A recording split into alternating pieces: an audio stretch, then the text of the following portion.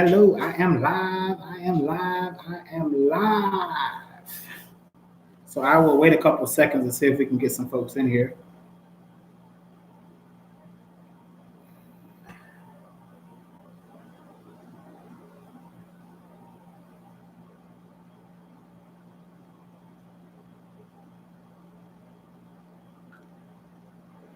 All right, all right, all right. What's going on? What's going on?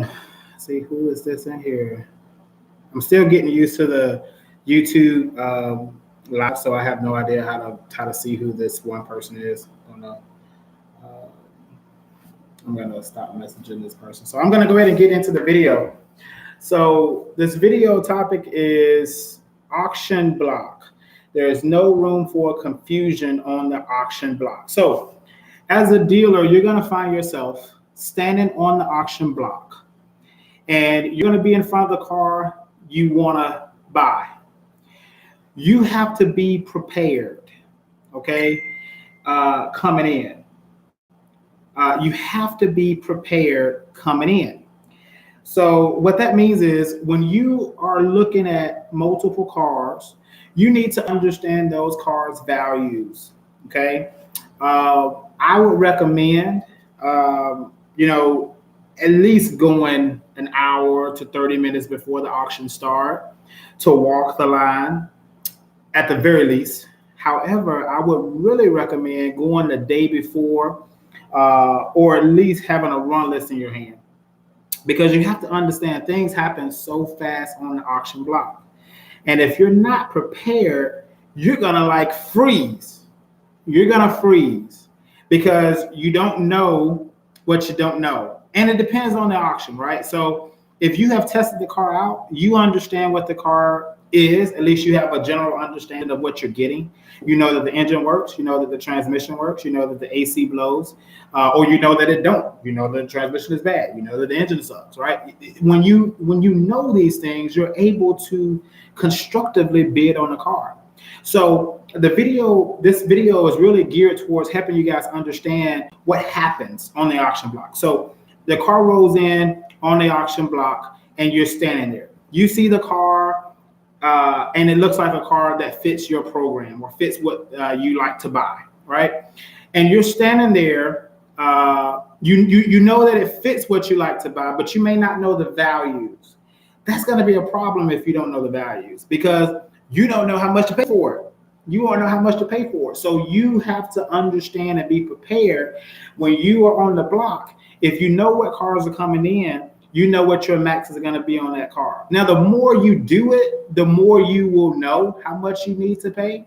But for a newbie, for a person that do not frequent auctions or haven't had that knowledge base yet, that learning curve, I would definitely tell y'all to make sure you pull those numbers, okay? Pull that run list and just go through that run list and go ahead and highlight the cars that year and mileage fits what you want, right? At least do that. That's step one. Highlight the cars that the mileage and year match your program. Once you do that, you need to go over to Facebook Marketplace, okay? And you need to understand what the cars are selling for on Facebook Marketplace. Forget MMR, which stands for Manheim Market Report, because I'll tell you right now, in Georgia, that MMR means absolutely nothing.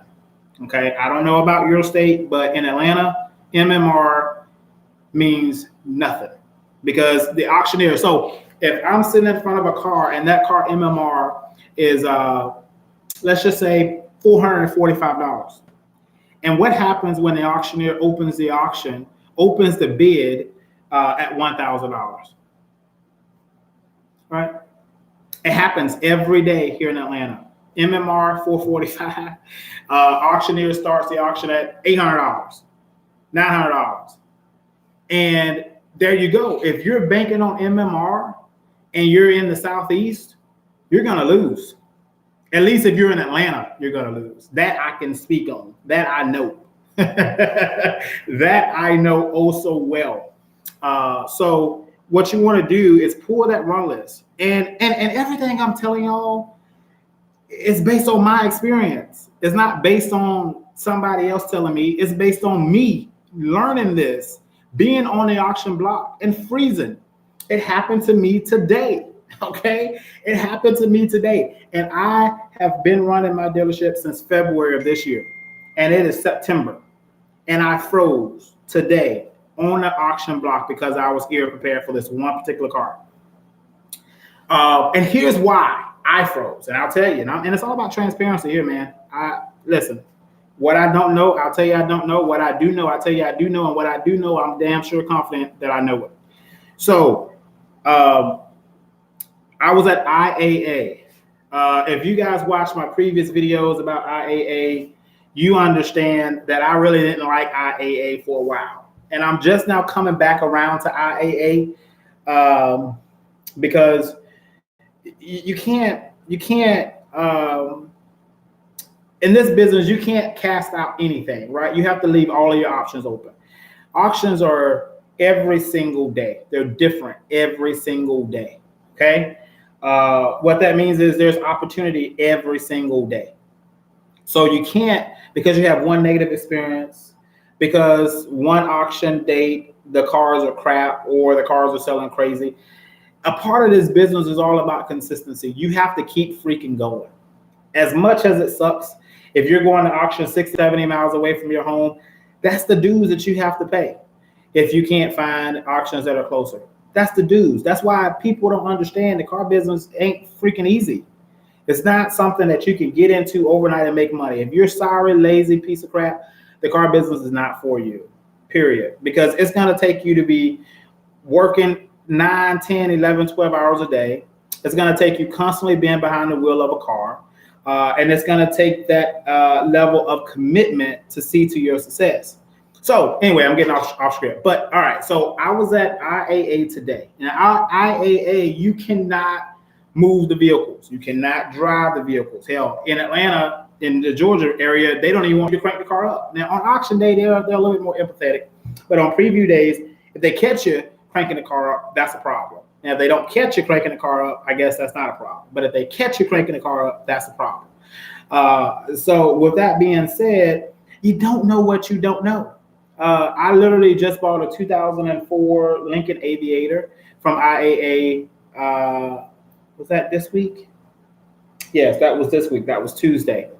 The vehicle was emission ready. Looked good. Got it for cheap. Got it back to the lot. And the transmission started to slip a couple days after. We ran it through the paces and got it. We're getting it ready for retail. And so, that's the gamble with IAA. And so that's why I froze. I didn't know what I didn't know. So once the bid reached a number that made me question it, I stopped. Now, one of the things I will say is when you are unsure about anything in this business, I think the best approach is to stop.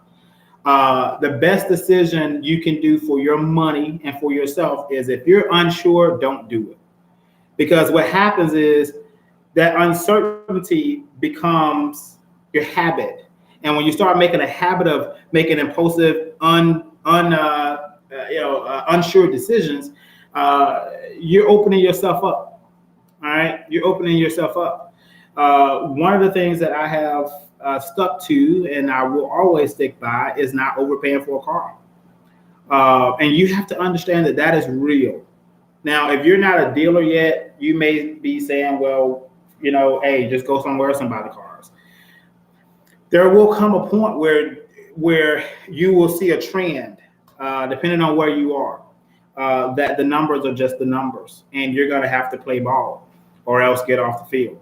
Now, here in Atlanta, if you are an aspiring dealer in Atlanta, and you're intending to use a buy here, pay here method, if you went over to Rick Dyer's page, car dealer training, and you have chosen to implement his plan, which is buying cars for under $1,000, getting your money back out of the car plus a little bit of profit if you can.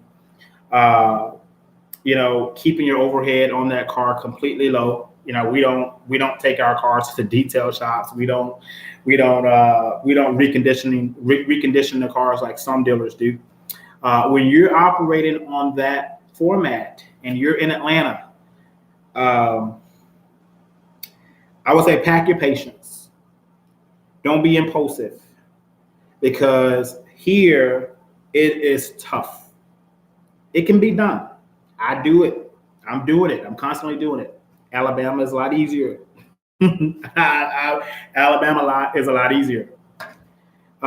So if you are going to the auction blocks, if you're going to the auctions, be prepared. Don't freeze because it will happen. Be prepared, man. Know what cars you're bidding on. And now talking about that situation that I was in today, I was unprepared because I knew what my watch list was. I had about 14 cars on my list. So I knew what vehicles I was targeting. But I had a number on that car, $500. That was my number. And when the bid got to $500, because that was my number mentally, I stopped. Now, so maybe I didn't freeze. Maybe I just stopped at the number. But the reason I'm questioning my decision making at that point was because that was a mental decision. It wasn't a money decision. It wasn't, okay, the value of this car is this. This is how much I can sell this car for decision. It wasn't that. And I think with IAA, I have decided that I am not getting even close to MMR. At least I'm not intentionally getting I'm not getting close to MMR unless I can prove by way of previewing that vehicle that it's worth it. And that's a tough thing to do with IAA. But any other auctions, you have the ability to test those cars. You just have to get off your derriere and do it. Okay. So don't become confused on the auction block because it will cost you. If you're like me, it'll cost you your mental anguish. Thinking about it after the fact, man, should I have did a little more on that car? Or, man, what was the real numbers on that car? I wish I would have known the real numbers on that car. You'll either have that or you would be opposite, where you just threw money at the car, hoping that you were making the right decision and got burned. I believe, so I am an entrepreneur at heart. I own 2 businesses, well, 3, 2 car lots, and I also own a real estate firm. So I am an entrepreneur and I am an impulsive risk taker of a person. Well, I'm not impulsive, but I am a risk taker, and I will take a risk. Give you an example. I'm a real estate broker, and my wife runs the real estate company full time while I'm over here at the car lot. And I opened another office on the real estate side about 2 years ago. And when I opened that office, it was a risk. It was a market that I wanted to get into. We had just picked up an apartment complex down there in our management, about 30 units. And I said, you know what, we're going to Macon, Georgia. We're going to open up in Macon, Georgia. The name of my company is Magnetic Property Management. Magnetic Property Management. I said, we're going to open up in Macon. I drove down there. I rented an office building. I hired a property manager, and I went all in. And in that decision, in that experience, it taught me to have the ability to take a risk, but it needs to be calculated. And that was a calculated risk. I mean, I had properties there in the territory that we were managing, so the overhead was already covered with the management. There wasn't any profit right away, but the overhead was already there. And so we did that. But unfortunately, I terminated my management agreement on that apartment complex because we had an owner that was just inconsistent with our values. And we decided to pull out of there. So I believe in taking risks, and you have to do that. But when you're in the car business and you're doing it for a living to make money, you have to make sure you take calculated risk. And one of the ways that you can take a calculated risk is when you're on the auction block, you need to be 100% aware of your numbers. There are so many tools that can help you when you're on the block. Now, I don't recommend any of those because if I'm in the heat of the moment, I'm not going to be chasing the car down to scan the back of the freaking car to then. My thing is, if you have to do that, that means you're unprepared. Period. Now, once you have gotten the time in the game, and you know, when I look at a car, there are some cars I can look at, quite a few of them that I can look at, and I can say, this is how much I'm going to pay on this. This is how much I'm going to profit on it. And because I've done it, I have the experience in it. But there are some cars that I don't have the experience in. This particular car today was a Honda Element. Now, Honda, I'm always side-eye. Me and Honda don't get along, and I think Honda is a great company. And but I think you have to buy them. Okay, yeah. I think you have to buy them. You have to know what you're buying when you buy the Honda. That's all I'm gonna say. And I wasn't quite sure of what I was buying, and so I decided not to pull the trigger on that. But yeah, the moral of this story is freaking know what you're bidding on, have your numbers, be in expectation, and be successful. There's one person watching this, but I don't see any comments over here. So if you have any questions, definitely let me know if you have any questions. And I would love to answer those questions.